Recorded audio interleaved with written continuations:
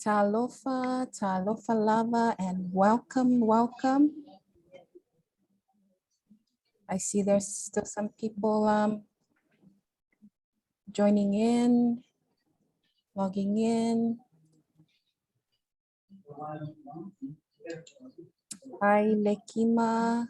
Hello, JC.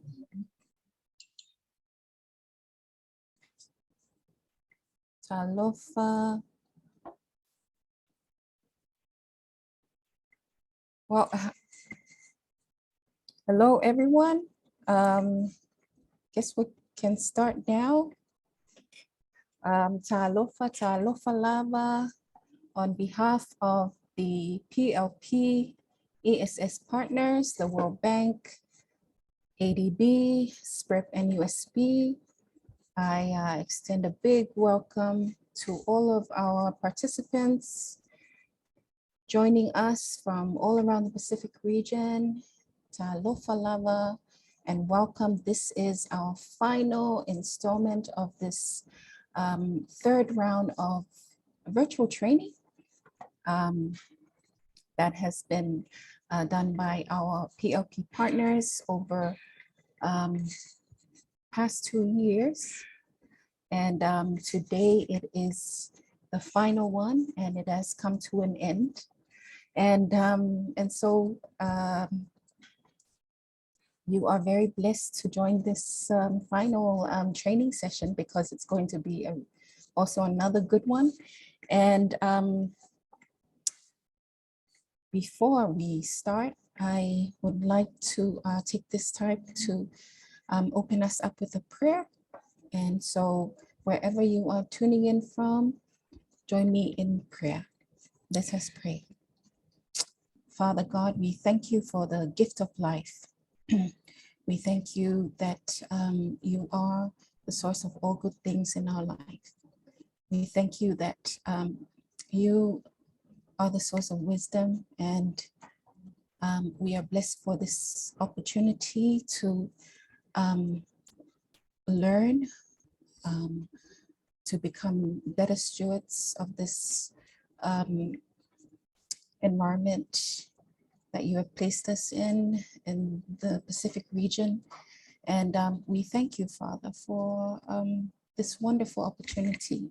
We thank you for our trainer today, Miss Natalie. We ask for your blessings over her, that she will continue to bless more and more of our community of practice in the Pacific region. We also would like to ask you for your blessing over our partners that have sponsored this training program. Thank you for everything you are doing in our lives. And we ask that you also bless our participants who are joining us today. Let them, let us have open hearts to receive the learning today, and so that we can use it to be a blessing to our communities and our islands here in the Pacific. We thank you so much for everything that you do in our lives, and we give you all the glory. In Jesus' mighty name we pray, amen. All right, well, with that, let me go into the introduction for our module today. So our module today is titled Occupational Health and Safety for Contractor Companies, an outline of OHS obligations for employers and employees or subcontractors. What is the narrative or reasoning behind this training module? Well, let me read it from our training plan here. It says private sector companies engaged in development projects often lack the proper understanding of project-specific safeguard requirements, which can result in setbacks due to compliance issues. In many cases, contractors devolve or outsource the E&S role to other consultants, but few have established E&S units or hire personnel as part of their organizational structures. For larger infrastructure projects, international companies that bid often have their own safeguard policies and procedures in place, which is for the most part set up on the basis for meeting the minimum requirements and standards. As donors safeguard policies and standards evolve, so does the expectations on private sector companies to comply, moving from good practices to best practices. Best practices standards themselves evolve over time, so target minimum and good practice standards will adjust at the same time as well. One key area of safeguards that place enormous responsibilities on contractors and builders relates to occupational health and safety standards, or OHS. This module will open up discussions on specific OHS requirements, roles and responsibilities for implementation, monitoring, and reporting for compliance by contractors and subcontractors. It will also explore the roles of the national government, national EIA regulator, and the donor, World Bank and/or Asian Development Bank, particularly from a quality assurance perspective of auditing E&S performance. So our learning objective for this module aims to, one, introduce participants, namely contractors and subcontractors, to their obligations for complying with the World Bank or ADB OHS requirements and standards. Two, share experiences and lessons learned of managing OHS issues throughout project lifecycle across the Pacific. So there you go. That is a brief overview of our training today. And just introducing our presenter. And our presenter today is Dr. Natalie Stalins. She is the Senior Environmental Engineer and Regional Safeguards Coordinator for East Asia Pacific at the World Bank Group. She's tuning in today from Singapore, and she has extensive international experience throughout Europe, the Middle East, and Asia Pacific. She has broad and wide-ranging environmental management and sustainability experience, having worked as a consultant for government agencies, international development organizations, and private sector clients in the infrastructure, real estate, tourism, construction, oil and gas, chemical, metallurgical, mining, and waste management industries. And so that is a brief introduction of our presenter. I know we had two other presenters planned for today's session, Ms. Rosie Davis and Mr. Alan Sewell, but unfortunately, due to health reasons, they are not able to join us. But Dr. Natalie will take over our session today, and it's going to be a very exciting one as well. But before I hand it over to Natalie, just some reminders for our participants. Please be reminded that all of our training material and videos are uploaded to the PNEA portal. If you are not registered, you need to register so that you can log in and access all that information freely on the PNEA portal. Also, a reminder, please remember to fill in your online survey. We will upload the link onto our chat box today, so just click on it and do your online survey. We need your response. Your feedback is valuable. This will also go towards your getting your certificate, and please do stay online until the end of the session, because your time is also recorded, and that will also determine you getting your certificate. And so without further ado, I will now hand it over to Dr. Natalie for her presentation. Enjoy and all the best. Thank you very much, Farah, for this wonderful introduction. And hi, everyone. I'm very pleased to be here, albeit without my colleagues who unfortunately fell ill just a couple of days ago. So I'm hoping that I can satisfy your learning needs going forward today. I'm definitely excited to be here. I've worked for the past 4 years. I've worked in the Pacific, based in Sydney, but then I recently moved. Well, you know, we always say recently, but it's over a year now. moved to Singapore to take on a regional role that covers other countries, including China and Indonesia. But I have always been an advocate for occupational health and safety and community health and safety. As part of the DFAT Trust Fund that this program, the Pacific Learning Partnership, falls under, I've also led a program that was focusing entirely on occupational health and safety and community health and safety, but that finished back in January this year. So we've developed quite a few training modules that can be used on projects, and I definitely, you know, going forward, we can share those materials. Unfortunately, we currently cannot actually deliver the training going forward, but we're hoping to source new funding so that we can continue that program, because it's received a lot of interest and enthusiasm from our Pacific friends. So without further ado, I would like to start the presentation today. I have about 39 slides. They're quite high level, but I am looking forward to an active audience, and your participation would be really very much appreciated. So please jot down any questions in the chat. I will answer, I will ask my colleagues to take note and perhaps interrupt where it is appropriate, so we can discuss a certain topic as we are talking about it. Otherwise, we are also happy to have a longer Q&A session at the end of the presentation. OHS is definitely a big topic that can't just be fully, you know, handled in the short amount of time that we've got, but any burning questions that you have, I'd rather focus on those than on what's presented in the slides. So I shall start now with an overview of today's presentation. I will provide you with, first of all, with an overview of the two standards in the World Bank's environmental and social framework that incorporate elements of occupational and community health and safety.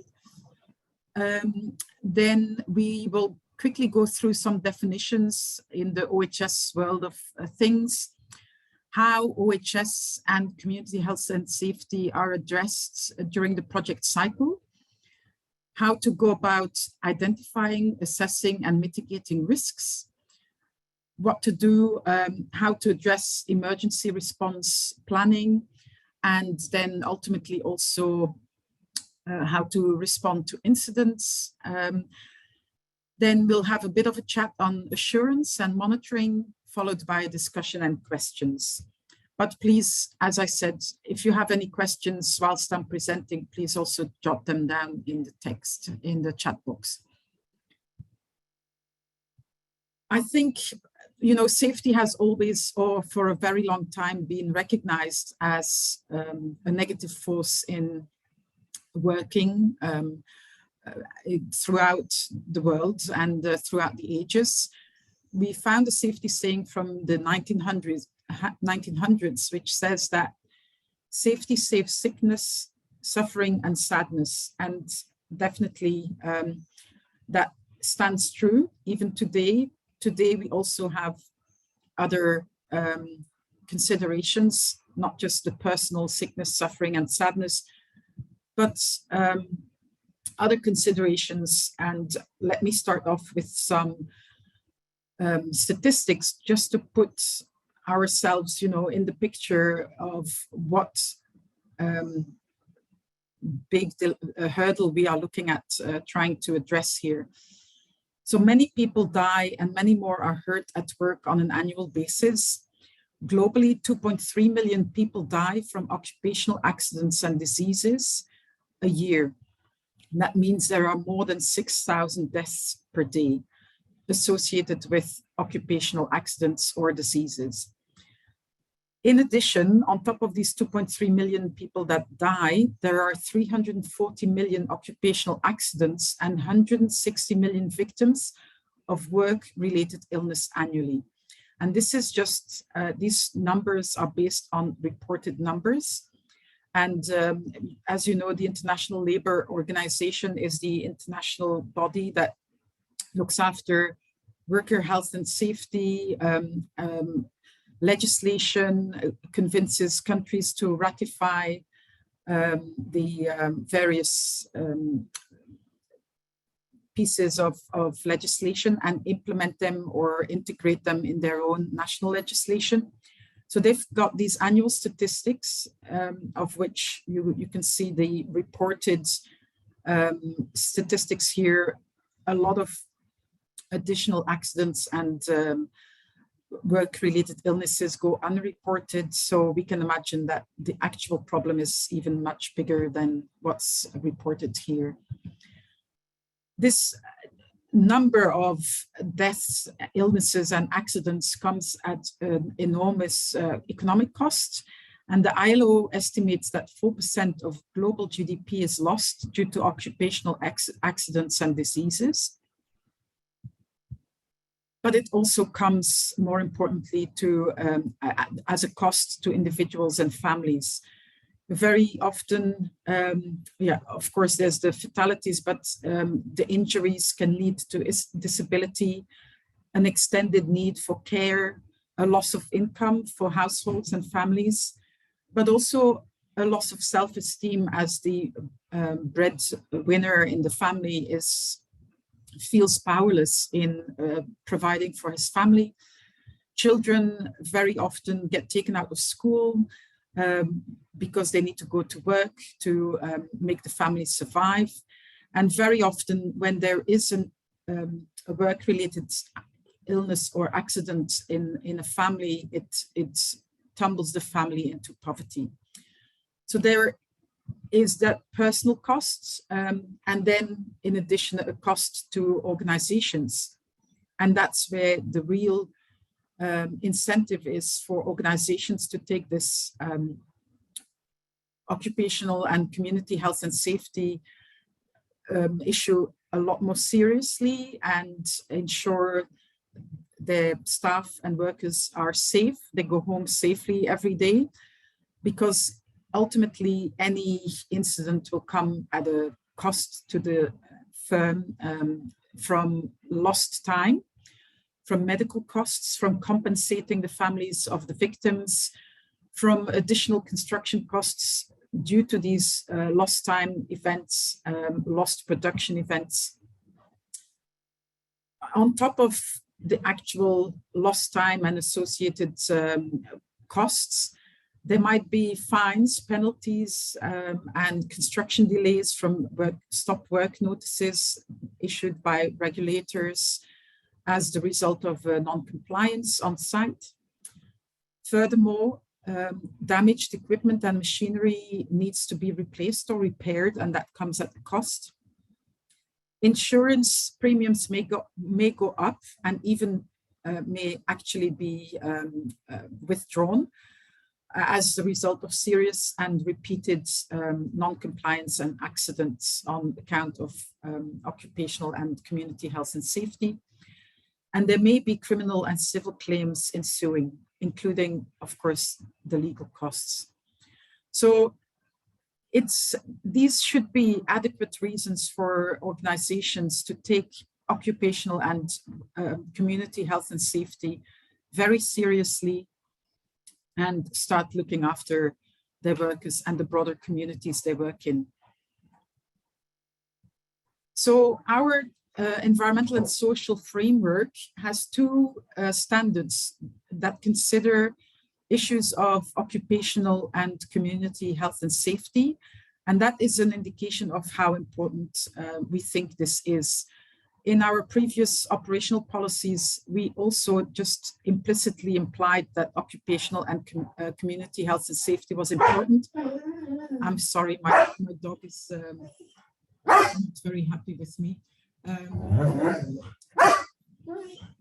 So I'm going to, if you give me a second, I'll try to give him something to nibble on. Just a moment, please.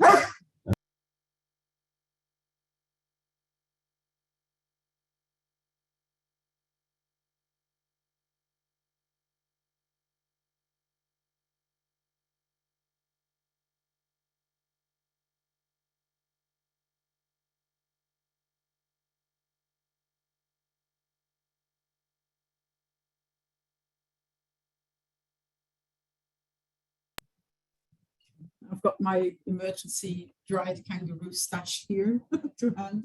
I hope it will keep him happy for the next hour or so.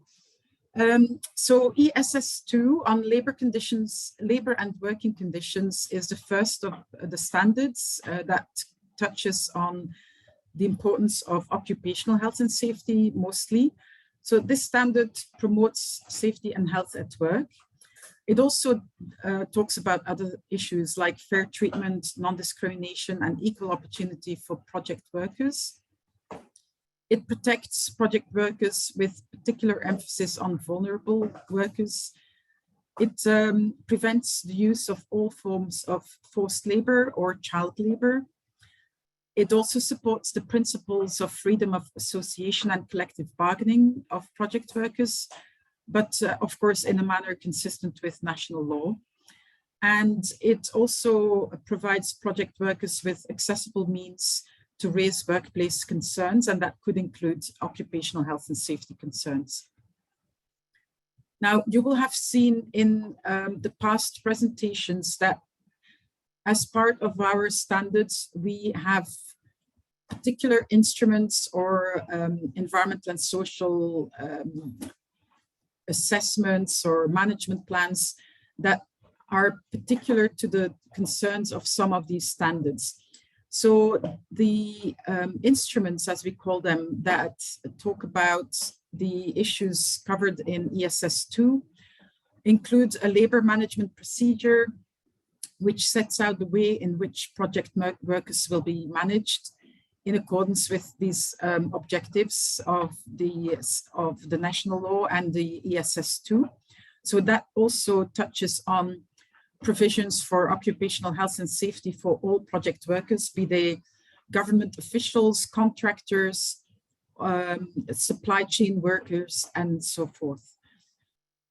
The ESS2 also calls for a specific grievance mechanism for workers to be in place that is confidential, and that is a specific mechanism where they can raise workplace concerns without fear of retaliation. So that's a very important introduction, new introduction to the ESF, where grievance mechanisms are already in place for affected communities, but now we have also a need for, or a requirement for, a separate grievance mechanism for workers. And then, of course, where we enter into construction works or other operational activities, we would expect the government in the first instance and the contractors or operators before they start their works to develop an OHS plan, which identifies potential hazards to project workers and communities. It identifies or assesses the risks associated with these hazards. It looks at protective measures or mitigation measures that need to be put in place. It summarizes training requirements and reporting requirements for ongoing performance, but also incidents. It also sets out emergency response procedures and any remedies for adverse impacts. And that includes like an adaptive management approach, where if we realize that certain mitigation measures are not effective, there should be a need for a review of the instruments to ensure it captures new and additional mitigation measures that are hopefully going to be more effective. Then the second standard that touches on community health and safety issues is ESS4, and that is called Community Health and Safety. The objectives of this particular standard is to anticipate or avoid adverse impacts on the health and safety of project affected communities during project life cycle. And that relates to both routine and non-routine circumstances. It promotes the quality, safety, and climate change considerations in infrastructure design and construction. And we've got a separate section focusing on dams, both for hydropower generation, but also for smaller dams for irrigation purposes and other water management activities. The other objective is to avoid or minimize community exposure to project-related traffic and road safety risks, project-related diseases, or at least spread of diseases and hazardous materials. It calls for having effective measures in place to address emergency events and for an insurance that safeguarding that personnel and property is safeguarded and that risks to project affected communities are avoided or minimized. So again, for this standard, we have particular instruments that would be called on to manage certain risks. We would, in most construction projects that involve construction, we would expect the contractor to develop a construction traffic management plan, which identifies potential traffic and road safety risks to workers, but also to affected communities and road users, with a focus on the most vulnerable road users, such as school children and others. And of course, the construction traffic management plan would provide measures to address these risks and minimize them. Again, it would need to be updated on an ongoing basis as construction progresses and new sites are opened or new deviations are required. In the era of COVID, we're all too familiar with infection prevention and control plans, which we also called for on construction sites. So it's not just a matter for having these plans in place at a community level and at a medical facility level. The workplace was one of the major areas where, especially during construction, where COVID-19 was still able to spread from family to family. And so for any construction works that were proceeding, we asked for an IPC plan to be in place to avoid and reduce community exposure to these communicable diseases. Then for operations or any projects that have the potential to generate emergency events, we would expect the borrower in the first place and then the contractor where relevant to prepare a risk hazard assessment and an emergency response plan. Then, of course, for dam projects, if we fund works on existing dams, we would require a dam safety assessment to be undertaken before works can start. And for new dams, the requirements are even more detailed. Apart from the general construction or operational environmental and social impact assessments, we would also ask for construction supervision and quality assurance plans, instrumentation plans, operation and maintenance plans, and emergency response plans for new dams. So these are also under the remit of environmental and social risk management, but we do have separate specialist colleagues that we would review these types of documents. So that's quite a handful there, just to indicate how seriously we are taking these issues of occupational health and safety, and as well as community health and safety in our projects, and that we are working with our client governments to try and broaden the uptake of some of the requirements. A lot of Pacific countries already have legislation in place, but very often it's the regulations and the codes of practices that are still lacking, and hence also the enforcement or the practical enforcement of occupational and community health and safety legislation. So, and this is something definitely we can talk about in more detail as we come towards the end of this presentation, if you think this would be helpful. But I thought perhaps I could, before we head into some more technical discussions, provide you with a few definitions. First of all, a hazard is any situation or thing that has the potential to harm a person. So it could be a toxic chemical that has the potential to harm a person through, the fact that it's toxic or that it's corrosive or anything else. A risk is the actual possibility that harm might occur when exposed to a hazard. And harm would be, as little as illness, but could be an injury, could be even a fatality.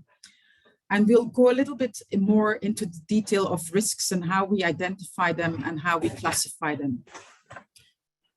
In order to manage risks, we need to consider risk control measures, and we need to take actions to eliminate or health and safety risks as far as is reasonably practical or practicable. And if that is not possible, then we should look at ways to minimize these risks.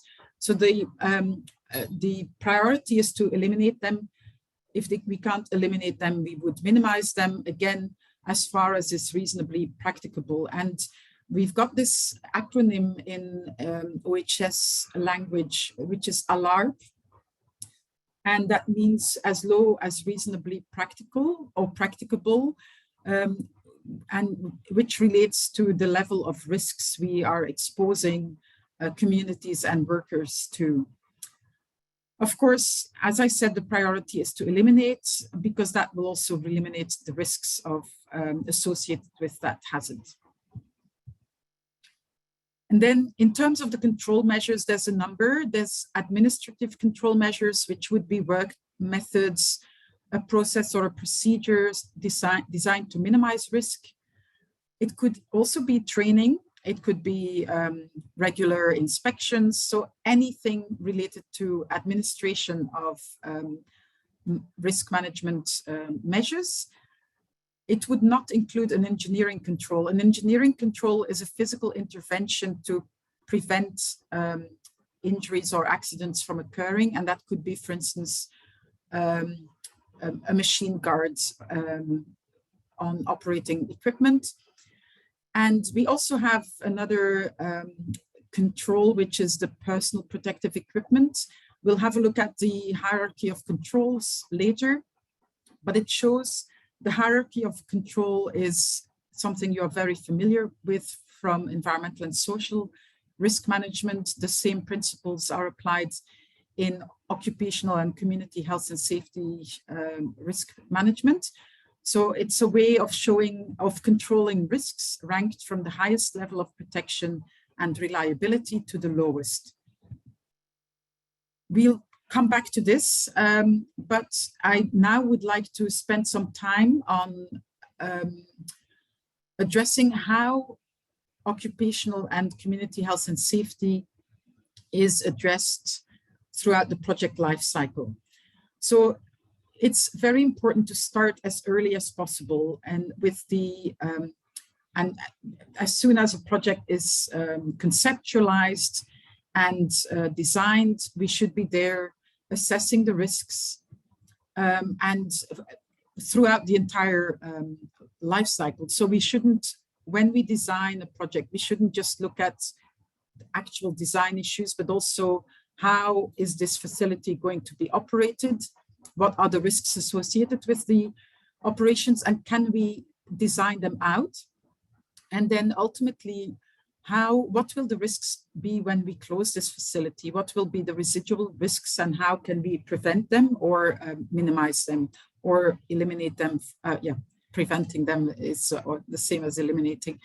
So we need to start early with understanding all of these risks and how they can be mitigated, either through design, and that would be the best option, avoiding them altogether, or through construction and further operation. And these mitigation measures would then be documented in instruments. These instruments will then be needed to be taken forward into the bidding process. I'm sorry, my dog is not happy.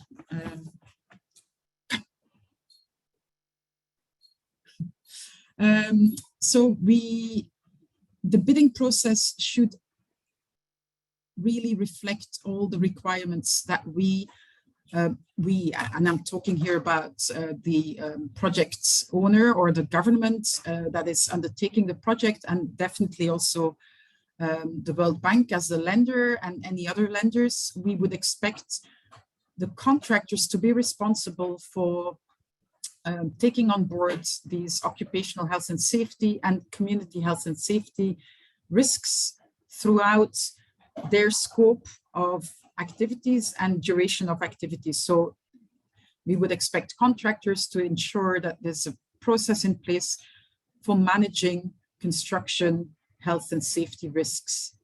We would expect operators to be responsible for managing health and safety risks during operations. So when we tender either construction contracts or operations contracts, or even design and supervision contracts, we would need to integrate our expectations on that party's role in managing health and safety risks in the bidding documents. And that's the only way we are going to be able to ensure that we can legally enforce that responsibility.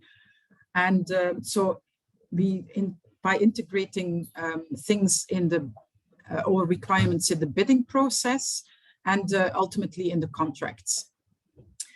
This requires capacity building for the project management unit and local contractors so that everybody is on the same page and they are fully aware of their roles and responsibilities in assessing and managing occupational and community health and safety risks. During project implementation, and here I'm talking about construction mostly when we talk about infrastructure projects, the project implementation from a World Bank point of view or a lender's or government point of view would be the actual construction of a stretch of road or a facility and so on. We would expect both the client and the contractor for their scope of work to undertake ongoing risk assessments, implement the instruments that they have developed to address these risks and implement the mitigation measures, of course.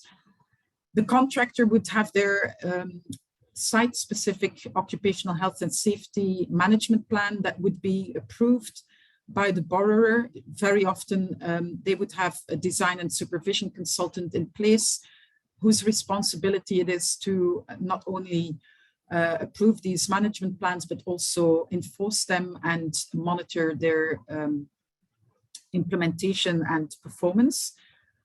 Contractors need to monitor their own performance and report to the client. But the client in turn will also monitor the contractor's performance and report to the bank. So there's a lot of monitoring and reporting going up and down the project's parties at all levels. We would expect the contractor, for instance, to undertake weekly inspections of their own works or daily where particularly risky activities are being undertaken. They would then report to the client, the government, on a monthly basis, for instance, where they summarize the highlights of the works from the previous months any occupational or community health and safety incidents or near misses or other issues that they encountered, how they were resolved, how many non-compliances were noted throughout the actual monitoring and how they have been closed out and so forth. The borough very often is required to report to the bank on a quarterly or 6 monthly basis. And again, they would then summarize the activities over the preceding period and any issues that need to be brought to the lender's attention, but also providing the lenders with some level of assurance that the actual monitoring and supervision arrangements in place are effective. And if not, how they will be addressed through reviewing instruments and updating them. Of course, we would need the contractor to be prepared for any emergencies and responding to incidents. And we would also focus on ongoing capacity building for PMU and local contractors, either through third-party training institutions or from the bank itself. So there's various ways of building capacity that we are all familiar with, but we can talk about that later as well. And then last but not least, there's the operational phase of an infrastructure project. It does not mean the end of,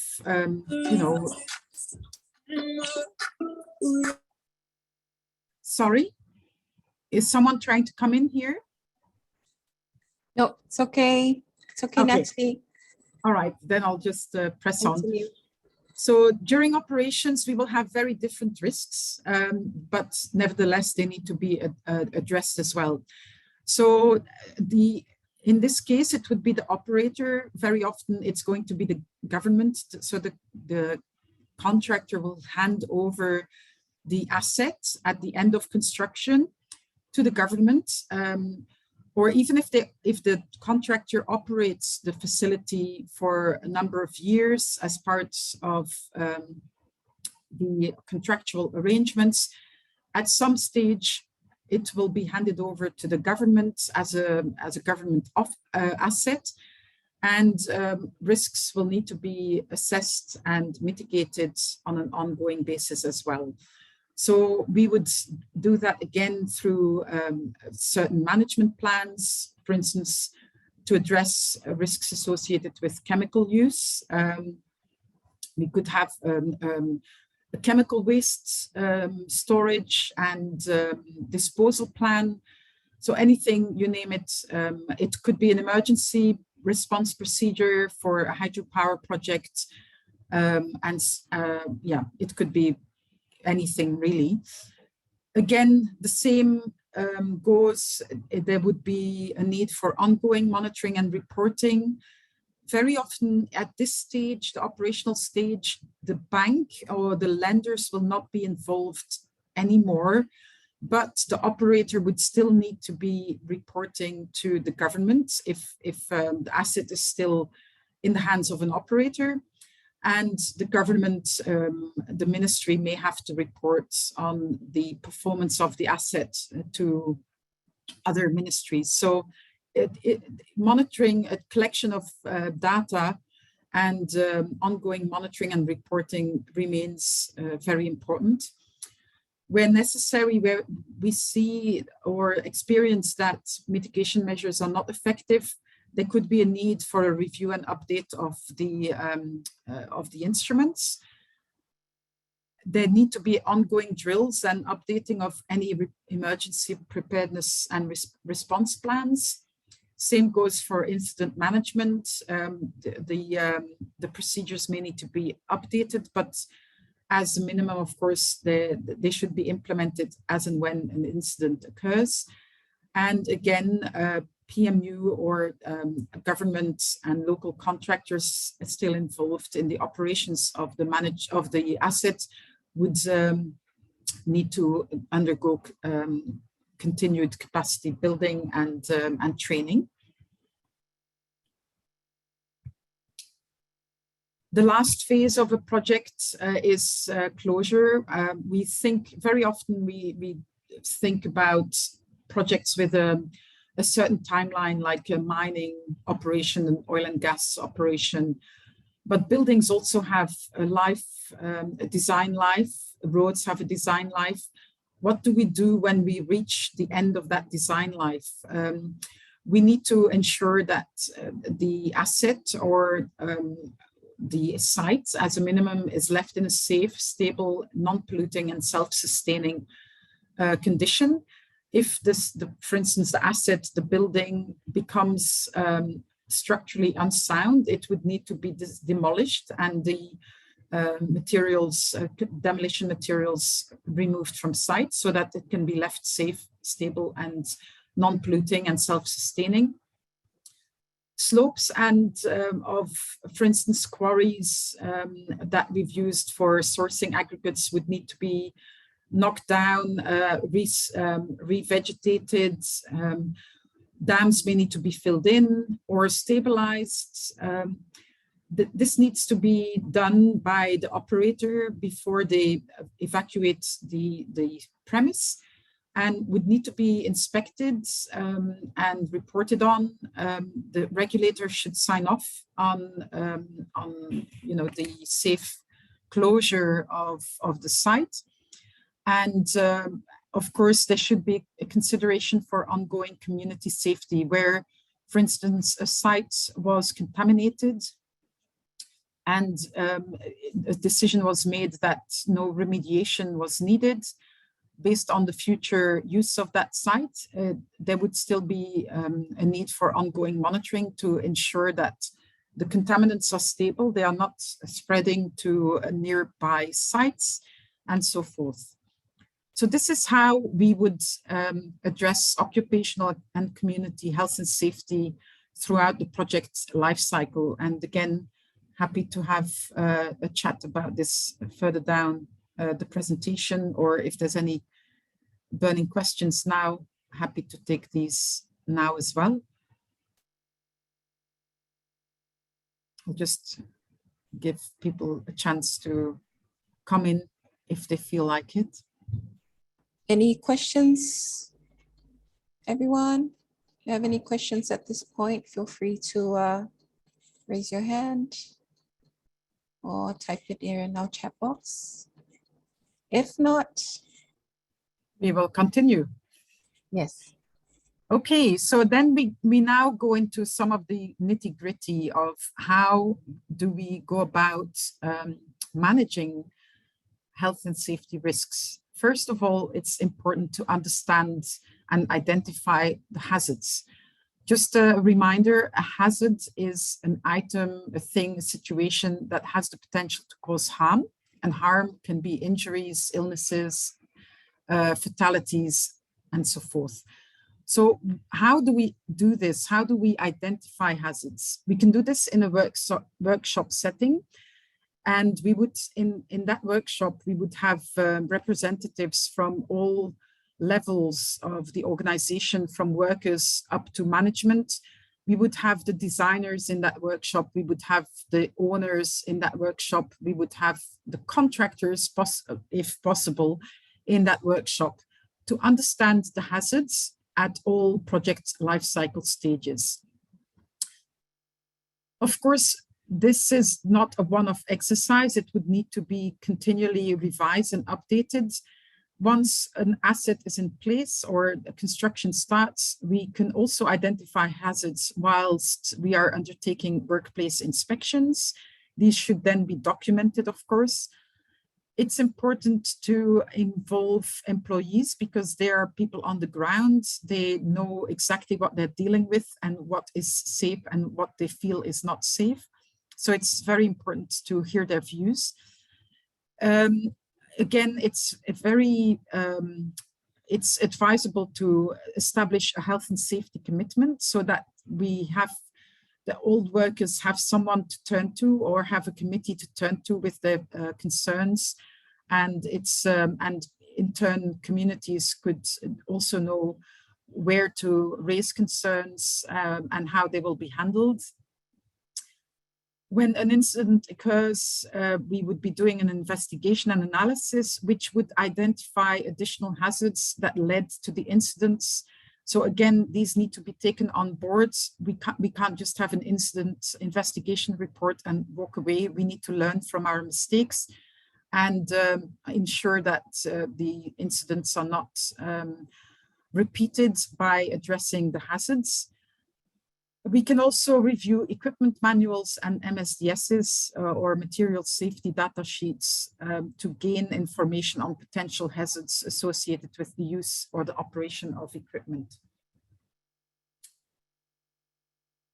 Just a little exercise, and I would like you to all contribute to this review. We've got a figure, like a drawing here of a workplace with people doing all kinds of things. There are some hazards in this workplace. Can you please jot them down in the chat so we can have a bit of a discussion on this?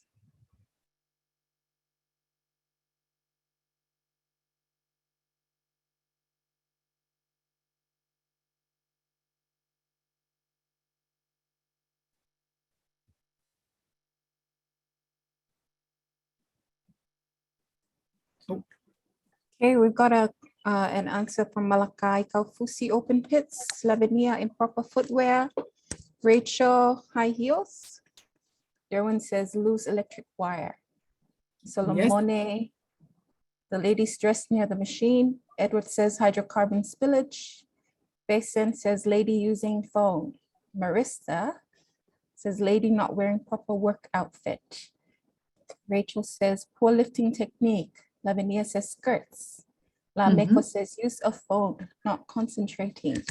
Tericano says mask is not used. Matthew says the lady's dress is caught up on the conveyor belt. And Margaret says lifting heavy stuff. Rachel says distracted by phone. Shiva, oil spill. Greg says loose wire skirt and conveyor belt leaking, fork truck improper stacking. That's yeah, really a lot of answers here. Yes, yeah, no, that's really good, very comprehensive. Thanks everyone.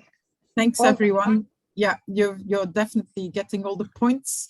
Yes, there's all the things you've raised are valid. The lady on her phone, improper dress, high heels, the way the person lifts the box, putting strain on his back, the oil spill coming out of the truck, and then the falling objects and the improper stacking that leads to those boxes falling down, and the loose wires. The only thing I would add here is improper separation of mechanical equipment and people. So normally in a work context, we would have try to make sure that mechanical equipment is not, there's proper segregation by signage and other things. So, but yes, you are totally right. So these are the hazards. So they are the issues that cause harm. And then, of course, we could think of some mitigation measures. What could we do differently to address these hazards? Again, any thoughts in the chat, please?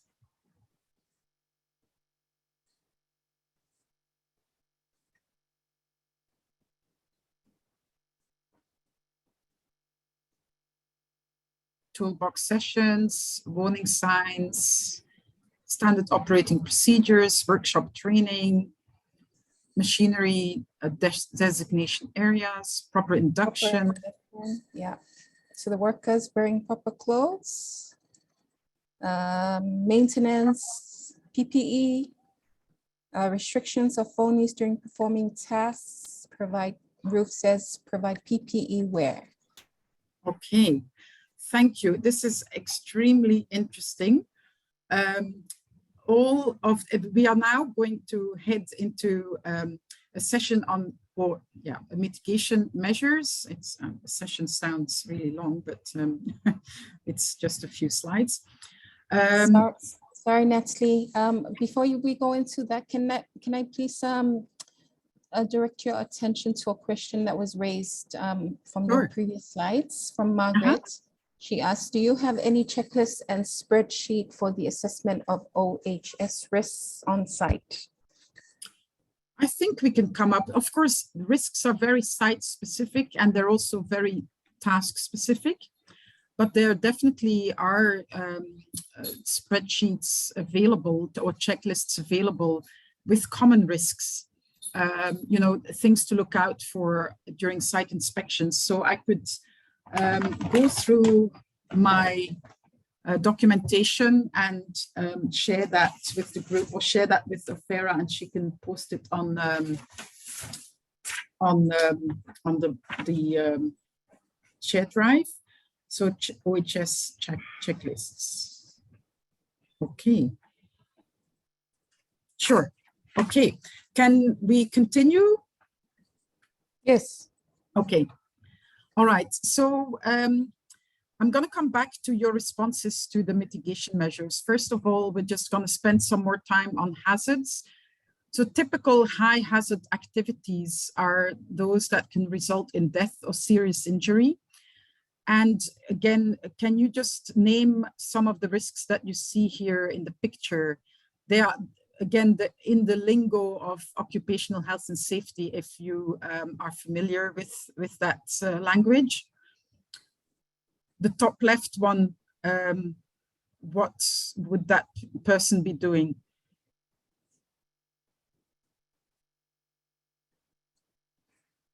Welding. Sorry?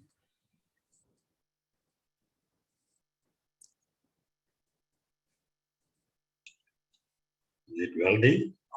Welding. Welding, yes, definitely welding, but where is he welding? He's working at heights. Working at heights. So working at heights, and especially welding, is a high-risk activity. This top right corner, we don't always see this as a high-risk activity or high-hazard activity, but unfortunately, a majority of fatalities and injuries are the result of road traffic or even side traffic accidents. So yeah, traffic accidents are a high hazard activity, or like driving vehicles and equipment is a high risk activity. The bottom left, what Natalie, can you see here? Yes? Sorry. Is that picture of the crushed vehicle? Is that one from a shared site with heavy machinery and standard vehicles? It's like a mined vehicles ran over the top of that. Yes. So again, that's like a designation. I think a failing of designation for areas for different sized vehicles and pedestrians. Yes. Yes. Correct. So I didn't put these pictures together, but it was Rosie, but she has a mining background, so probably this is from one of her sites. Yeah, you're right. So designation, restricted access, separation of various activities is a must in occupational health and safety considerations. Bottom left, what can you see here?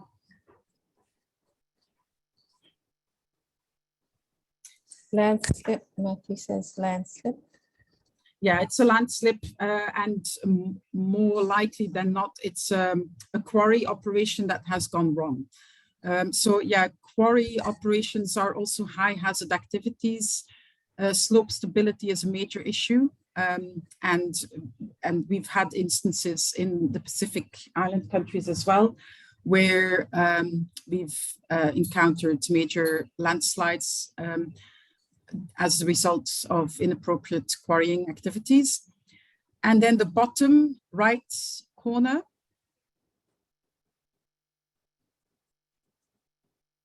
Confined space. Yes, working in confined space is another high hazard activity. Thanks for that. Communities are equally at risk from health and safety hazards. So here, what are the hazards that you can that you recognize here in these pictures?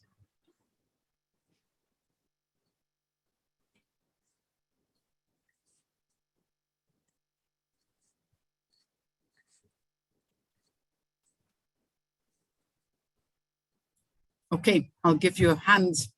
Or Traffic. is there, sorry? Traffic. Traffic, yes. So air quality. Air quality Issues. Yeah. Disease, I would surmise with the masks. And Yes. Lavinia says speeding traffic. yeah. Yes. And then yeah, obvious landslip or poorly constructed roads. Yeah, Yes. Ruth says fire and smoke hazard in public space. Joshua Torrance says air quality, rockfall. I think you're already all becoming health and safety specialists. That's really good. It starts with recognizing the hazards. And it's very important. If you don't recognize the hazards, there's just, it's very difficult to actually address them. So this is a crucial step. And it's great to see all the responses. Thanks for that. Now, how do we classify the risks? As I said in the definitions, a risk is a likelihood, is a product of a likelihood and a consequence. So we've got a hazard, so the ability for something to cause harm, but how likely is it and what would be the consequence if the harm occurred? So, you know, driving a truck is a hazard, but what's the likelihood of an accident occurring? And that will depend on things like driver training, it will depend on road conditions and so on. And what is the likely consequence of an accident? And that could be a fatality.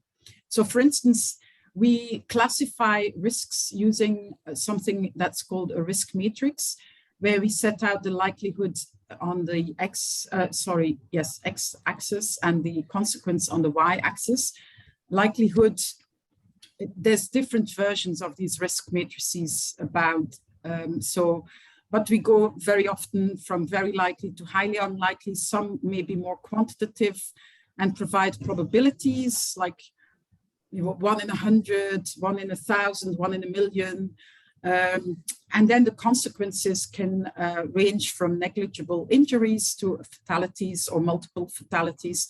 So there's different versions. This is just one example that classifies risks into low risk, medium risk, and high risk activities. We always want to be in the low to medium risk area. We do not want to be in a high risk area. So what we were saying about the as low as reasonably practicable is when we do identify risks that are high, so that they're in the top left corner there and in the red zone, we need to do whatever is needed to bring those risks down to the orange or the yellow risk levels, so medium or low risk levels. And how do we do that? By either addressing the consequence of an accident or reducing the likelihood. So there's two ways of addressing and mitigating risks. And we'll just have a look at, first of all, risk classification. I wish this slide was actually not showing everything or the answers up front, but it is what it is. So there, on the left hand here, we've got some hazards. This is on an operation, on a project that we've funded in the Pacific, where we were building or where the government was built, we were funding the construction of a pharmacy warehouse as a component of one of the COVID emergency response projects. So some of the hazards here are listed. They included vehicle or pedestrian collisions causing injury or fatality. The risk assessment showed that the likelihood was unlikely, but the consequence could be a fatality, and as a result, the risk rating was high. So that's a red zone and needs to be avoided. The second risk or the second hazard was manual handling leading to sprains or strains, which is more likely to happen, but will lead to a minor injury. So as a result, using that risk matrix, so minor injury on the second consequence from the bottom up, and likely occurrence, second from the left, leads to the medium risk designation. And minor cuts from, for instance, handling of boxes is unlikely to happen because people would be wearing gloves and would lead to a negligible injury. So as a result, the risk rating is low. That means that we do not actually need to look into further mitigation measures than the ones that we have in place already. Is this clear to everyone how we set out on identifying risk ratings or assessing risk ratings?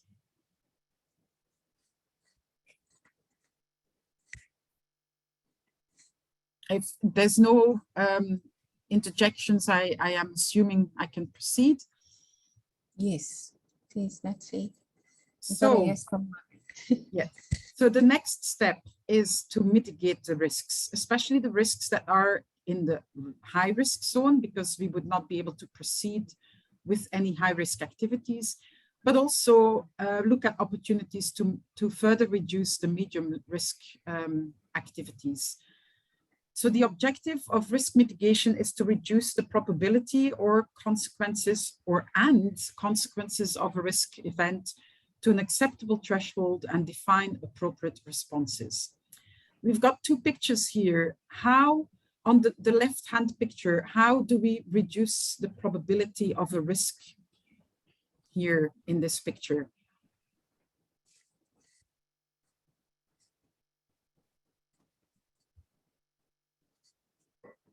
Anyone? Anyone? Okay, then I'll come in. We are reducing. We've got one here from Terry Yes. Cano.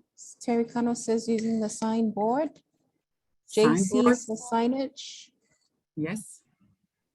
Exclusion zones.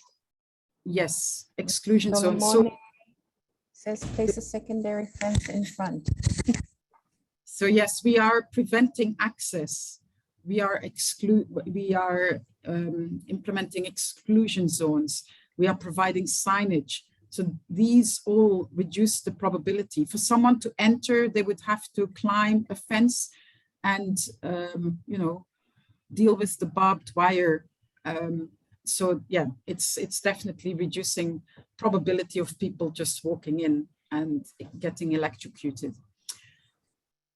On the right-hand side, we've got another picture of the fire brigade setting fires. How are we reducing consequence here?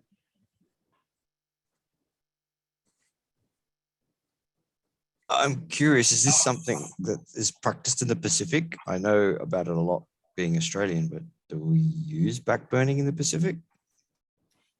I'm pretty sure it happens. Yes, we do. Yeah.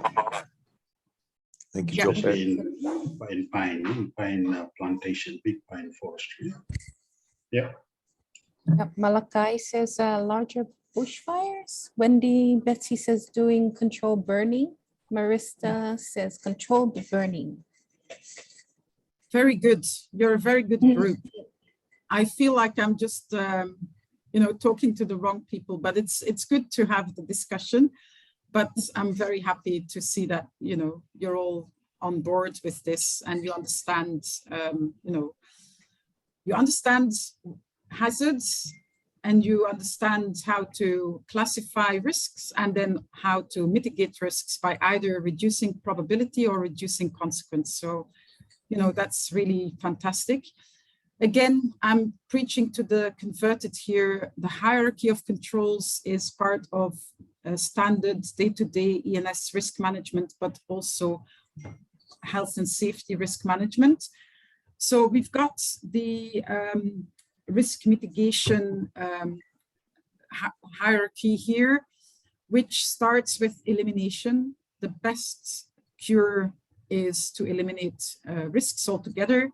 Where we can't eliminate them, we can substitute them by using, for instance, less toxic chemicals. We can then put engineering controls in place. For instance, the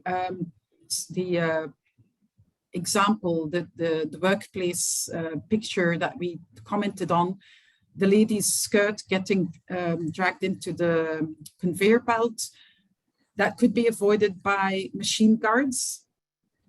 Of course, it could be avoided by her not wearing skirts too, but you know, we put various measures in place, various barriers to ensure both the likelihood and consequence of an accident are reduced. Then we head into the realm of administrative controls, already a lot less effective because it's then more and more starts relying on people being in charge of their own destiny and that of their colleagues. Administrative controls are training, procedures, inspections, audits, and so on. The interesting thing, actually, when we talked about potential or appropriate mitigation measures for the hazards in the drawing that we shared, most of the controls that were raised were administrative in nature. These are already far down the effectiveness ladder. So we need to try and move up the ladder or move up the hierarchy of controls by looking at ways of eliminating, substituting, and engineering hazards out of the workplace altogether. The very last resort is PPE, or personal protective equipment. People still think that occupational health and safety, all you need to do is give the workers a hard hat, goggles, proper footwear, and gloves, and high-vis vests, and off they go, and they will be safe. Unfortunately, that's not the case. They're not going to prevent accidents. Or very, very seldomly will they prevent accidents. They might reduce the consequence to some extent, but it's definitely not something we should be relying on to keep our workforce safe. So most effective elimination, least effective PPE, and everything in between also has that order of effectiveness. Yeah, I'm not going to repeat this. I've just been through that, but yeah, there's different ways of addressing with different levels of effectiveness. Oh, sorry, we're back to the exercise. I went too early, but perhaps we can now redo this exercise and try and think of elimination, substitution, or engineering controls that we could put in place, because we've already commented on the administrative and PPE requirements. So can we think again and come up with some measures up that effectiveness chain?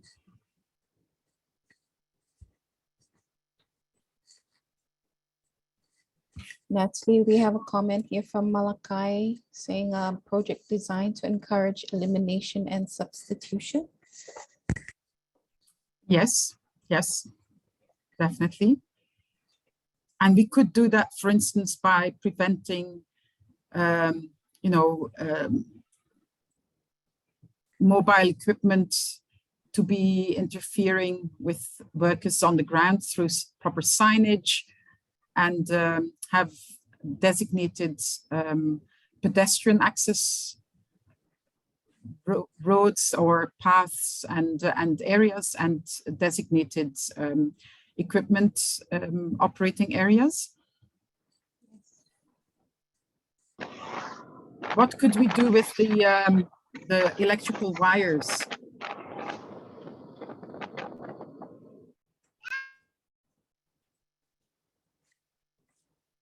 Okay, Joshua Torrance says PPE for the lady. Yes. Sally says tape it. Tape it, yes. Of course, it would be good. Well, we shouldn't have them there. They should be eliminated. We should not have open wires, and definitely not live wires. So the first thing would be to make sure that they're not live. But the best thing would be to cap them if we are not using them. Yeah, so put a socket there, or whatever, a plate there. Just avoid having wires around. You never know, even if they're not live, someone can turn the switch and make them live again. So avoid that through capping and other measures. So that's, when you think of mitigation measures, again, just try to think up that chain of effectiveness.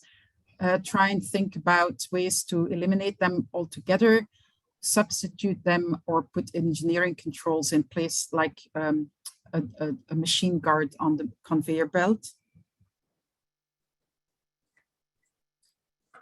Okay, when we undertake risk assessments, I already said it's important to engage employees at all levels, but in certain circumstances, it would also be a good idea to engage community members, especially when we are talking about road traffic and other activities that take place very close to communities, interface with communities, daily activities, and so on.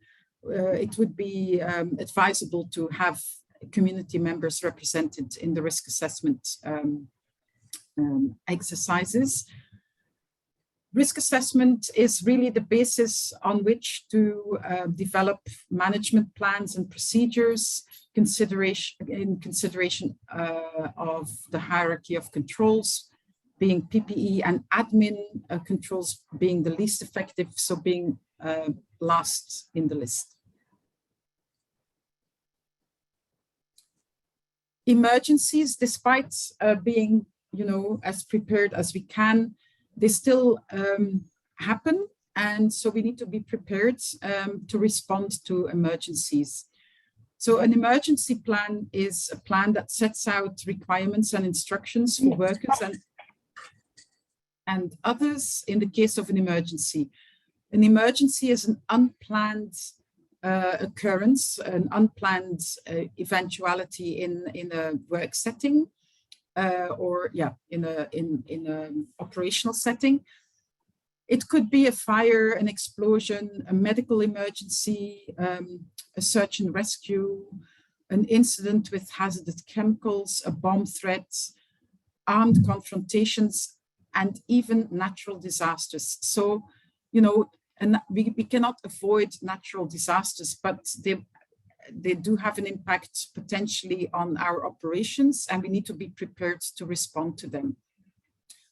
Not only, before they start, as soon as we know that a cyclone is coming, for instance, we should be putting measures in place to avoid the damage to the extent possible. And then once the cyclone has passed, we should be able to respond and make the area safe and so on.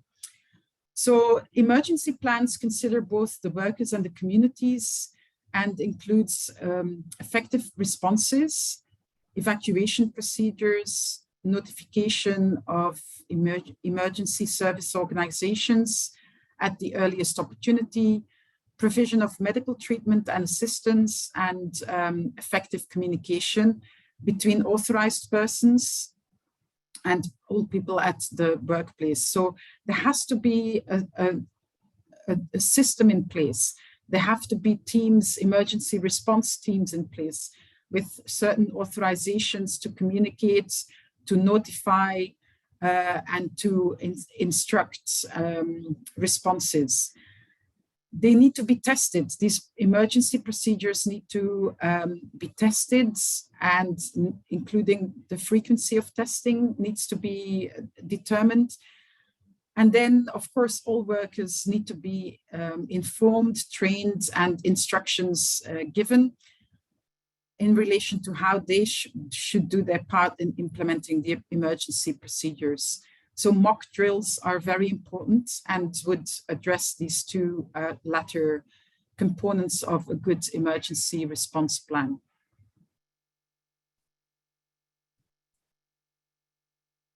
An incident is another unplanned event, and they include near misses. So something, an unsafe act was executed, but didn't result in an actual incident, but could have resulted in an incident.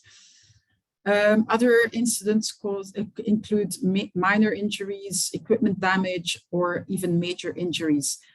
And just another statistic, for every major injury, there are 600 near misses.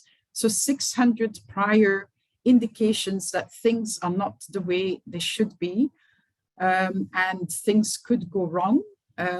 So 600 near misses have happened by the time a major injury is sustained. So there are 600 opportunities to address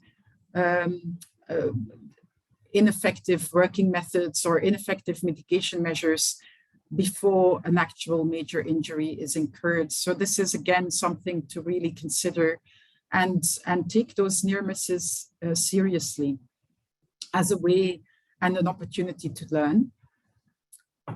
So how do we respond to incidents? The World Bank has something called an Environmental and Social Incident Response Toolkit, or ESERT. And it's just a stepwise progression on how to respond to incidents. First step is the initial communication or observation of an incident. That would be on site. It would be the contractor who communicates very often to the PMU, who then in turn communicates to the World Bank. As soon as the World Bank finds out about an incident, we will proceed with the classification of the incident. How serious is it? And who within the organization should be notified?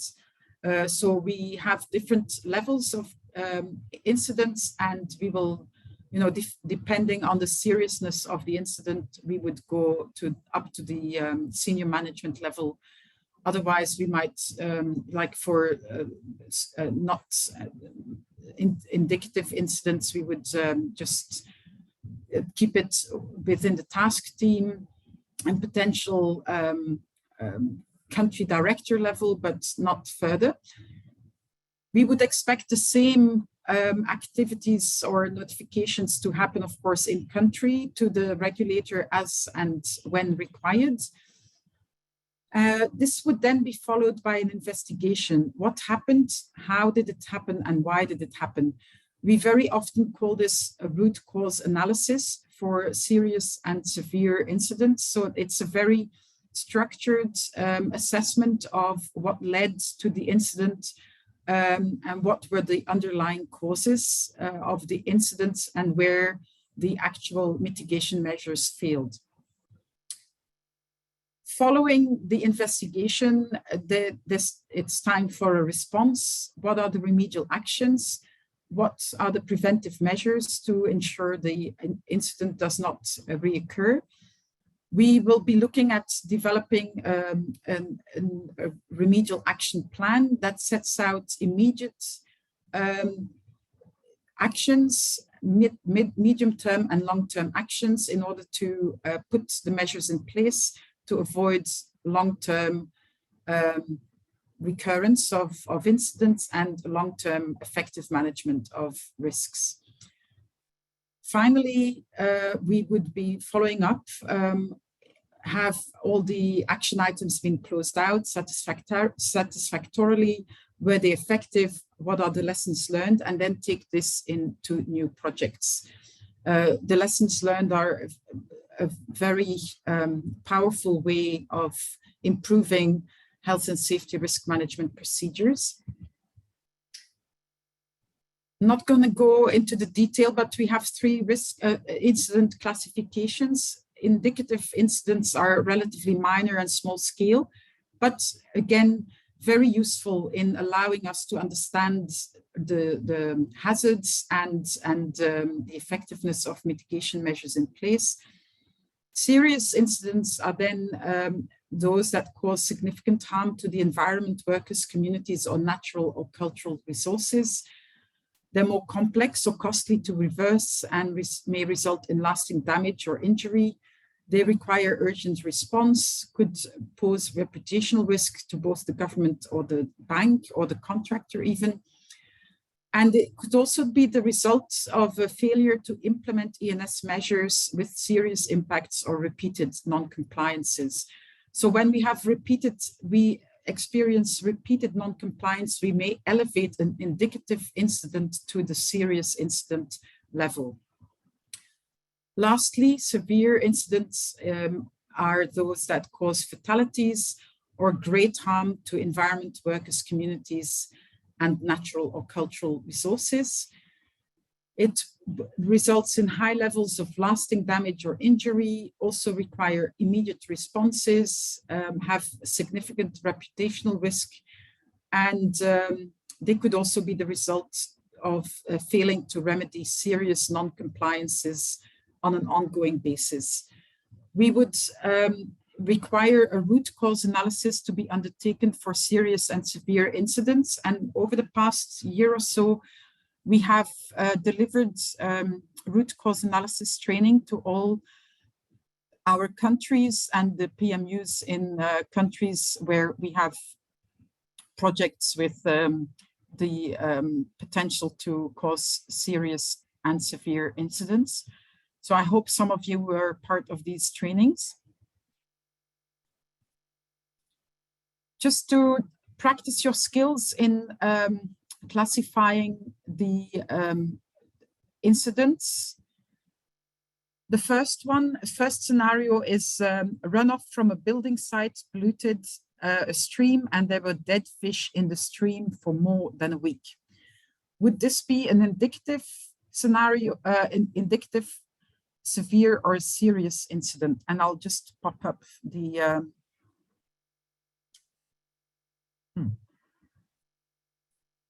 oh, sorry.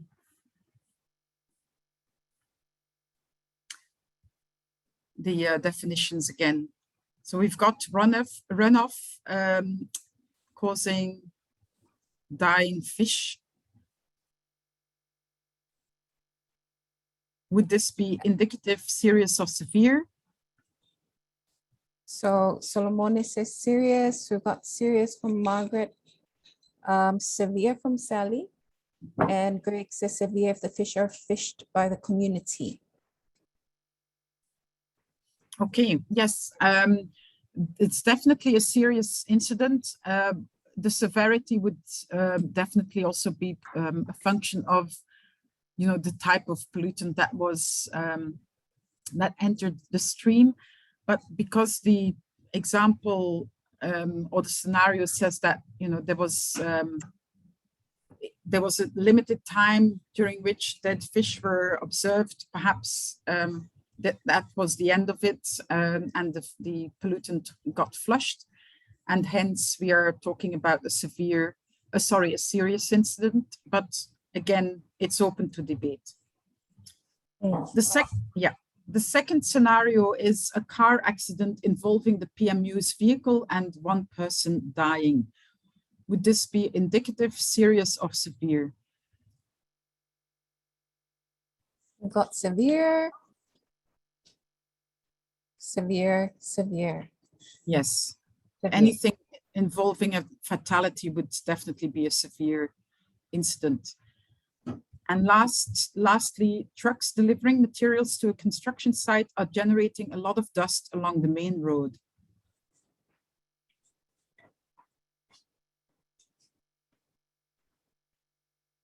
We've got serious and indicative. Yes. I would also go for indicative at the initial occurrence, because measures can be put easily in place to avoid this happening. If there is a consistent non-compliance and a consistent generation of lots of dust by the contractor, we would think about elevating the significance to a serious incident due to persistent non-compliance. So yeah, you build up, you elevate risks and significance of incidents as non-compliance continues to be observed. Yes. So one of the mitigation measures down below the bottom of the hierarchy of controls is training, but that doesn't mean it's not extremely important. Training is needed to allow workers to be able to identify workplace hazards themselves and to understand how they can manage them. Types of safety training can include formal qualification for high hazard activities, such as working at heights, confined spaces, heavy vehicle operation, and so on. It could also include formal qualifications for trades, for electrical and mechanical tradespeople. It could include on-site training on different standard operating procedures, for instance, traffic management procedures. New people coming on site should at a minimum be taken through an induction, but this is a very high level training course that sets out mostly the site-specific controls in place, housekeeping, and other access arrangements and so on, and initial emergency response, but doesn't really go into much of the detail on the actual working mitigation measures. On an ongoing basis, foremen should consider providing toolbox talks and lesson learned sessions from incident investigations. And then, of course, the most practical and effective way of learning is through scenarios and drills, especially related to emergency response, because people can read procedures, but it doesn't always sink in until they actually try it out and do that in a safe environment, of course, in the way of a drill or scenario role play.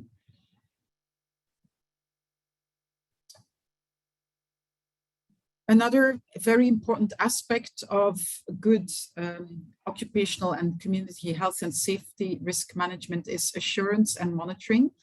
I already, in the discussion on the project lifecycle, indicated that this is a joint responsibility that needs to be self-monitoring by the contractor, monitoring by the PMU, and reporting from the contractor to the PMU to the lender or the government, whoever may need to be, however the project is implemented, and the arrangements should be in place before construction or operational activities start.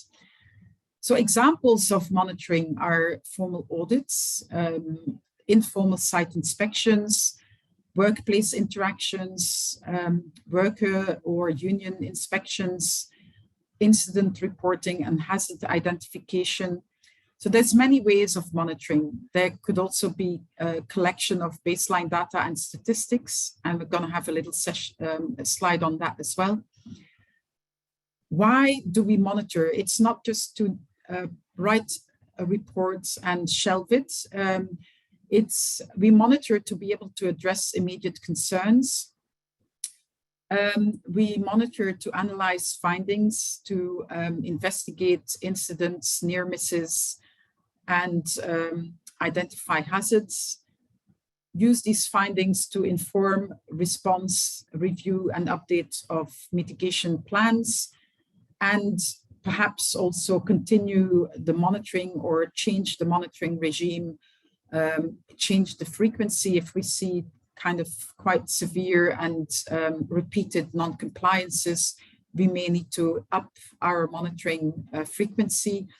So it's definitely a very useful activity to undertake, and it's not just for the sake of reporting and shelving the information. It's really to improve working circumstances and make sites safer for the benefit of workers and surrounding communities. We can also work with indicators, and from experience, those are not very often used yet in the Pacific countries. Indicators are kind of quantitative data that provide us with a way of following up more quantitatively on improvements or deteriorations of safety regimes in place. We have two types of indicators. They can be lagging or leading indicators. Lagging indicators are, after the fact. So they could be for the contractor to keep count of recordable injuries, citations,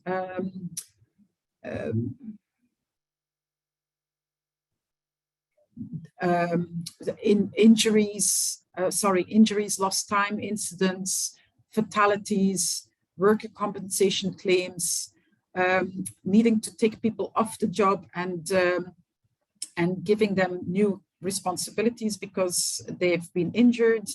So any transfer of responsibilities is also a lagging indicator. If people are constantly being reassigned tasks, then of course there is an indication there that things are not being implemented very well. Leading indicators are progressive. They are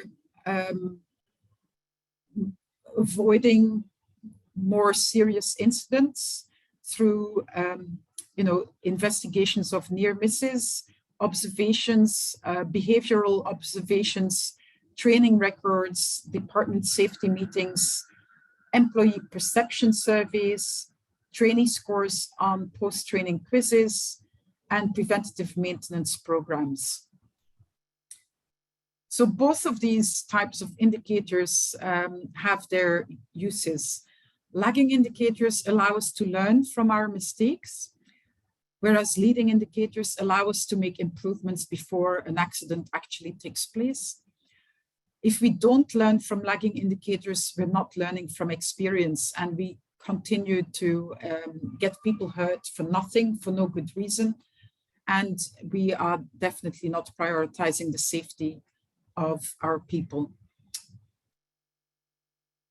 I think this is it for me.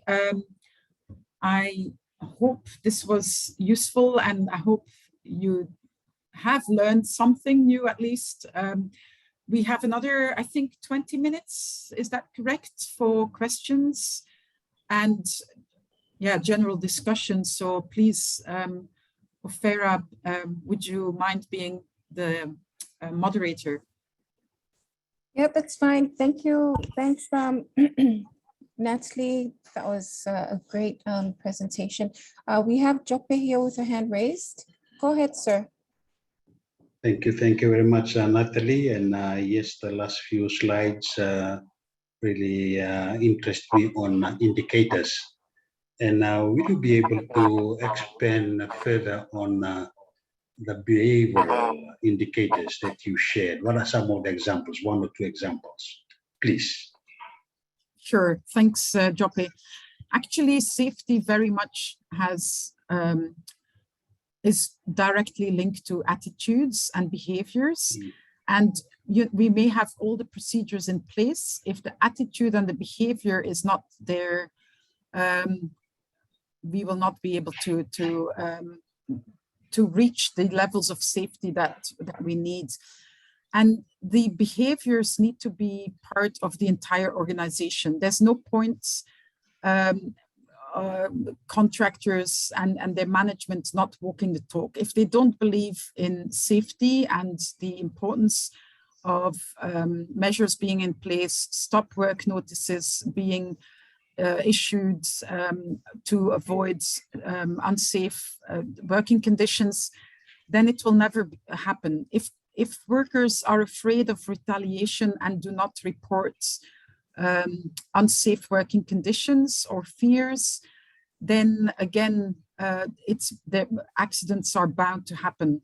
So behavior indicators would be related to general attitudes of workers, managers, and foremen, so at all levels of the organization towards safety. And these can be assessed through workplace inspections. The health and safety auditor can have informal discussions with workers. They can try and convince them to be open. They can make sure that they understand that all responses are anonymous. So the facts, like the policy, will be indicative of the company's take on occupational and community health and safety. If the policy is very standard, very kind of, just run of the mill, we already know that probably it was copied and pasted from some previous project or some previous other corporate documents.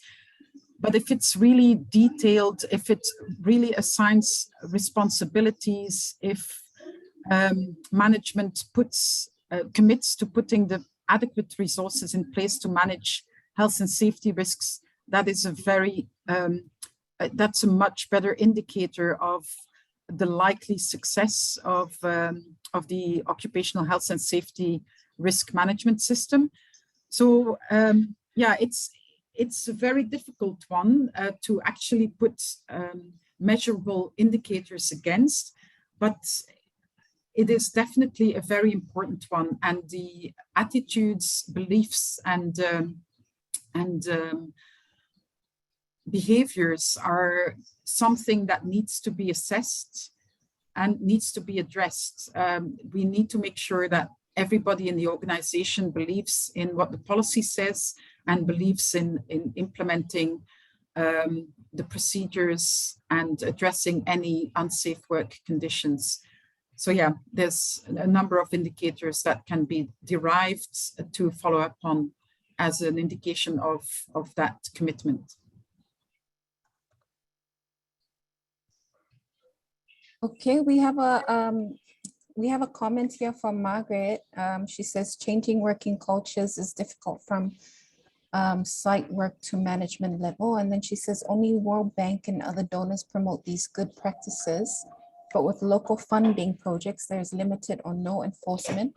So constructors fall back to old habits or behaviors. It's a good point. I can talk now. I put my speaker, silent my speaker. Yeah, thanks, Margaret. You're that's very true. And that is one of the reasons why the ESF is also committed to building country systems and building capacity of governments to streamline some of this good practice in their own projects as well. So I mentioned at the beginning of this session that we had another component of the World Bank Australia Safeguard Partnership Trust Fund that looked at particularly improving environment and worker health and safety in the Pacific Island countries. And we went above and beyond World Bank funded projects there in some instances. For instance, we worked with the government of Vanuatu to develop a code of practice for occupational health and safety in construction of small infrastructure projects to complement their legislation. So they already have a law and regulations in place, but not really codes of practice that provide further guidance to contractors and the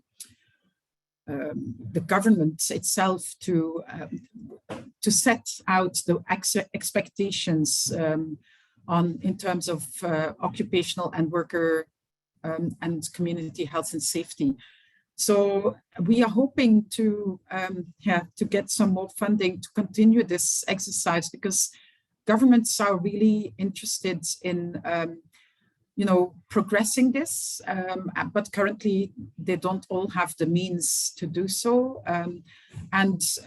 So we've also provided training of trainers on some of the training packages in some countries where there are established training institutes. So we've touched on some initiatives, obviously not enough, and we would be so keen to continue the momentum. And as a result, we will be looking for more funding to continue this going forward, and also kind of covering the entire region rather than individual countries. But yes, let's hope we can find someone who is willing to put some money on the table. Any other things that people would like to raise? Thanks, Natalie. Sorry, I think you went, our internet connection is a bit slow, so you were, I couldn't hear you in that last comment, but we have a comment here from Julius. In a country like Papua New Guinea, big industries like mine and privately managed projects are very serious in managing risks. It's the government-run projects that are failing in upholding OHS measures. That's very true in some countries here in the Pacific. Yeah, very definitely some private sector organizations, especially in oil and gas and mining, because of serious incidents and associated reputational risks, they've got very robust environmental, social, occupational, and community health and safety risk management systems in place. Again, it would be great if these organizations also could expand their, their activities and the understanding of government regulators in, that they could put the funding in place to bring in governments so that they can mainstream these practices in their own investments as well. On an, we don't need to be all bells and whistles from the first start, but at least, some start is better than nothing. So we definitely need to look at ways of bringing everybody up to the same level. And again, that requires the collaboration of a number of parties, and it needs funding and it needs commitment. So yeah, we hope by having this type of session and small interventions that we will raise awareness and appetite for doing something a bit more seriously about occupational and community health and safety on all investments, not just World Bank funded investments. Yes, thanks for that, Natalie.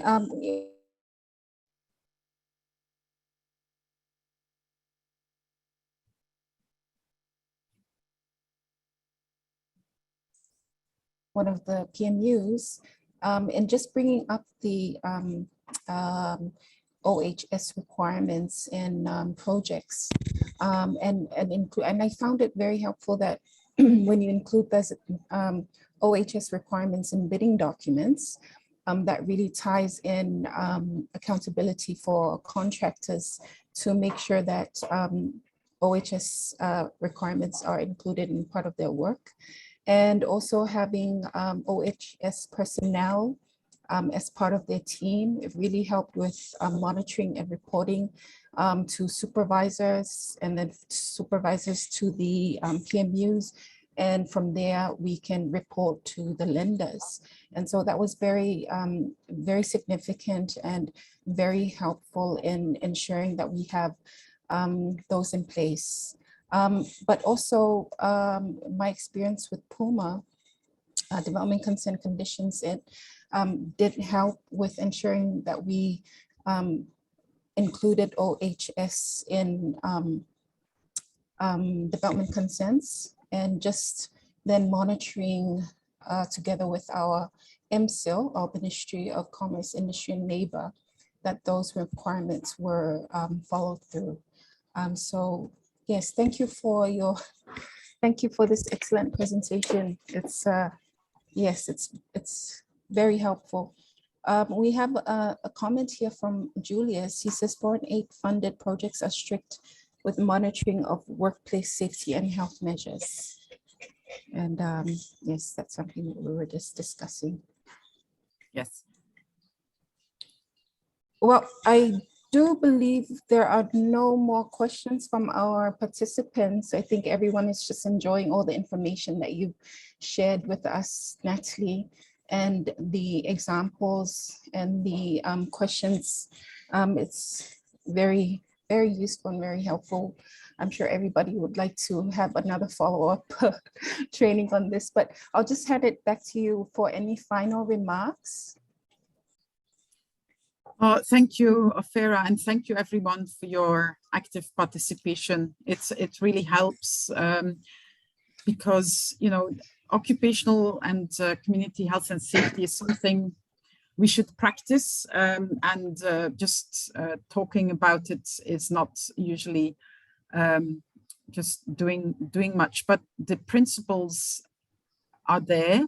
I'm very confident that all of you are on board with these principles. It's just a matter of implementing them, and we can do that step by step. On every project, we are very willing, like every World Bank funded project, and I'm sure ADB is the same.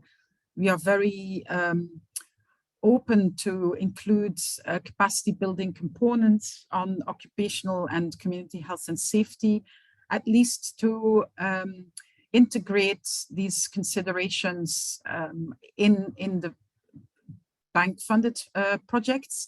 Of course, we are even more keen and eager to expand that to improving and at the country level system. But of course, that requires a standalone operations where and definitely a commitment from the government to do this. And but I honestly believe you know, this grassroots approach definitely works also in matters of occupational and community health and safety. That's why we've got this grievance mechanism requirement that is open to communities and workers alike. They can provide feedback on any unsafe working conditions, and this can then be gradually addressed at the project level. And so this way we can just strengthen systems at the project level and hopefully also catch the attention of regulators and their spur their interest in doing that at the national level as well. So thanks again for giving me this opportunity to talk to you and share whatever little information or knowledge I have with you. There are definitely, as I said, other deeper training course materials available that we can share. The bank is actually also finalizing a worker induction training program that consists of about 20 modules related to various work activities, and that we would like to start piloting in the coming months to then finalize it. This package was developed under a Korean trust fund. So again, there is a lot of interest from a lot of donors, multilaterals and bilaterals, to work on this. So I'm sure in the months and years to come, this topic will definitely gain more traction, and let's hope we get some more funding to continue the momentum. Thanks a lot, everyone. And I will share the OHS checklists and then any other materials that I think may be useful, as well as the, now my dog is stepping on the table. I think your dog knows that we're finished now with the training, Yes. actually. And he's excited now. Yes, he's getting like, oh, I can feel this coming to an end. Yes, I'm going for a walk. Oh, Yes. thank you so much, Natalie. Thank you so much for availing your valuable time to train us today on this very interesting and much needed training session on OHS, because I feel that also from feedback from our participants, it's very helpful to them and very practical and informative for their work. So thank you so much. I know that the need is there for more training on this topic, and we pray that we will have the opportunity soon. And so we thank you and we pray for God's blessing over you that you continue to be strengthened and so that you are able to train more and more our ESS practitioners here in the Pacific region, and also where you're involved in the Asian region. And so, yes, thank you so much. And also thanks to your dog for letting you come online to do our training. And now he can have his walk after this. Also, also, I'd like to acknowledge also the presence of our World Bank representatives, Representative Rachel Marburg, and also our SPRIP representative Jope here online. Also, Metbelo, I think I saw Metbelo online as well. And Mr. Greg, thank you so much on behalf of our participants here. We would like to say thank you for this wonderful opportunity that the support from your organizations and enabling these trainings and this program to build capacity for the Pacific region, and specifically for our ESS practitioners. We thank you so much for the support, and we pray that you continue to provide this support for us in the future, because we need it. And so thank you so much again. This is our final session, everybody.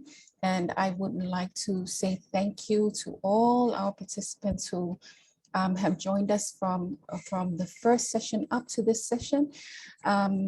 Thank you for all your time and effort and your commitment, because you want to improve on your on your work, and also just to help our communities and help protect our environment and our social well-being. And so thank you so much for joining us today.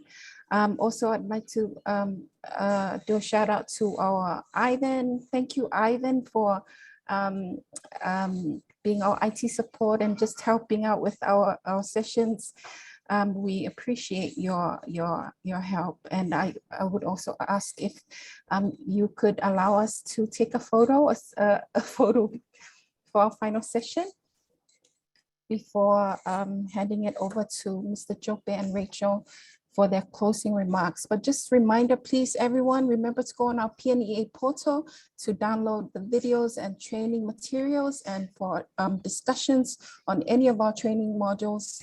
And also, please fill in your online survey. We need you to fill in all your online surveys so that you can get your certificate, and also get your feedback for future trainings. And yes, so can you please turn on your camera? Don't be camera shy.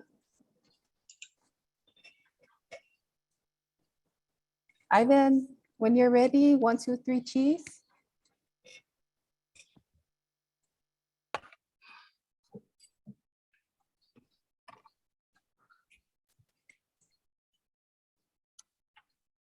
Ivan. Yeah, I'm here. Okay. Let's see those beautiful faces. Just a few more participants. Just turn your camera for a second. Let's just take a quick snapshot. Are you guys ready? Born ready. 3, 2, 1. All right. Thank you very much. Thank you, everyone. Thank you. Go ahead, Chope-san. Thank you, Farah. Thank you. Good afternoon, and greetings again from Apia. And yes, before I share my short remark, I would like to take this time again to reiterate Madam Moderator's acknowledgement on Natalie's participation today. Natalie, thank you so much. I totally agree with you.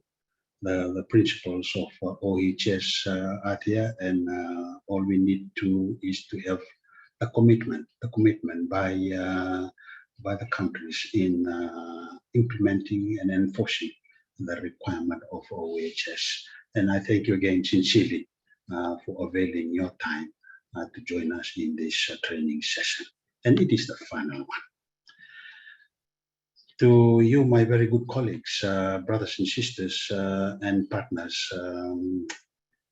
I, on behalf of the Director General of SPREP, and also on behalf of the partners, the PLP partners, would like to take this time to share our appreciation to you on a journey that started off way back in 2019. And yes, reflecting back on the 30th of April 2019 in Brisbane, Australia, where this partnership was signed, and the principles of collaboration getting recognized for this capacity building initiative. And the question that we were asking, why the partnership? Why the partnership? Well, with the partners, which include World Bank, ADB, USP, and SPREP, have an interest in collaborating to foster training, knowledge exchange, technical expertise, and capacity building related to environmental and social safeguards and standard in the Pacific region. In working towards these common objectives, the partners plan to establish the Pacific Learning Partnership for Environment and Social Sustainability. And from 2019 up till to date, we've witnessed the level of engagement that the partners has delivered for you, our member countries, and our colleagues from the wider scope of sectors you are representing this afternoon. And to me, as an expert in the area of environment assessment in the Pacific region, I came to know that I still need to learn a lot and need to know more while listening to the richness of presentations and interactions and comments and opinions and questions raised by all of you, from the first training to the second training, and here we are on the final training. And I must thank you sincerely that to me personally, I tend to raise my capacity in this area of environment assessment and environmental social sustainability. And not forgetting the richness and the vastness of the network that I've established through this partnership. And again, I, on behalf of the Director General, would like to say thank you to World Bank and ADB for sending that team to do that preliminary assessment on this important initiative. And yes, to SPREP as your regional organization mandated to oversee environment governance in the region, we are so thankful to this partnership because it has created lots of positive impact and outcomes towards environment assessment in the region. This is in terms of increasing the membership to the Pacific Network of Environment Assessment. And there has been interest by individual countries requesting PLP-ESS training at their own individual level. And even for individual officials coming in seeking advice and guidance to SPREP, we found it very, very informative and very innovative and very beneficial to you and also to SPREP as an organization. Yes, another important lesson that I learned from this, that through these three training sessions, we tend to identify new areas that we can venture on in the plan of moving this forward. Yes, colleagues, again, on behalf of the Director General, what shall I say? I just want to say thank you very much for all your commitment. And for SPREP, through the Environment Monitoring Governance Program, we are so happy that Ivan has come in to join the team as acknowledged by Ofera, but we are missing we will be losing an important team member of the program, which is Dr. Gregory Barbara. And he is finishing off from SPREP this week.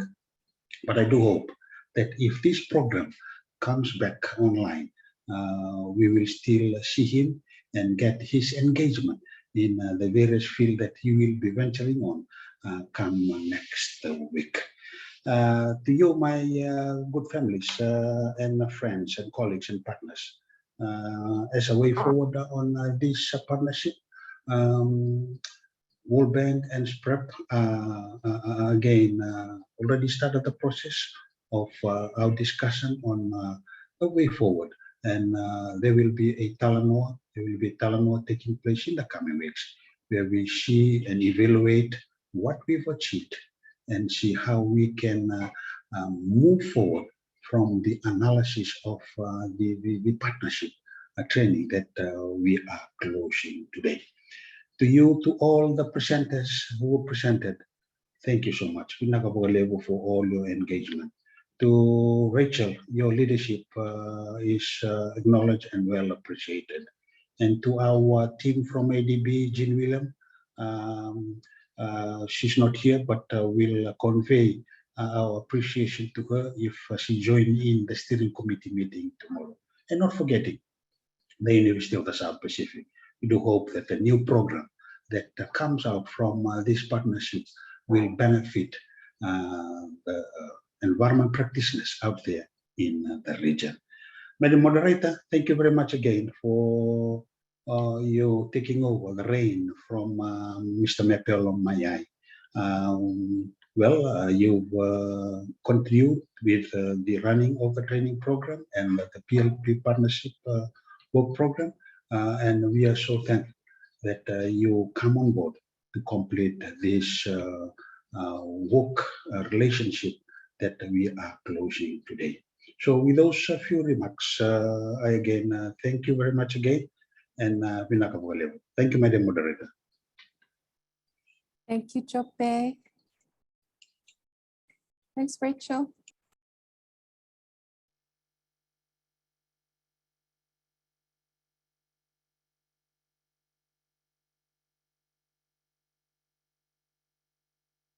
You're on mute, Rach. Can you hear me? Yeah. now we can- Sorry. Okay, great.